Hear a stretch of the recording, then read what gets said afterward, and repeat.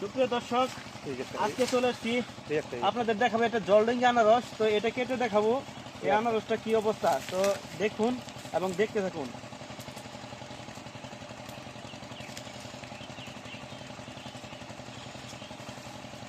এটা কেটে দেখাবো আমরা, আসলে কি সুস্বাদু কিনা সেটাই দেখাবো।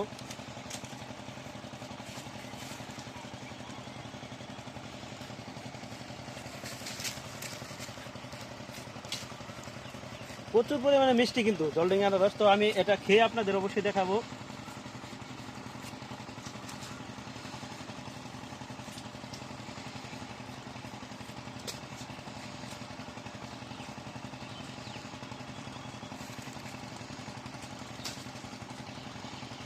তো দেখতে পাচ্ছেন একদম ফ্রেশ বাগানের, দেখুন বা আমার পিছনে বিশাল বড় কিন্তু বাগান।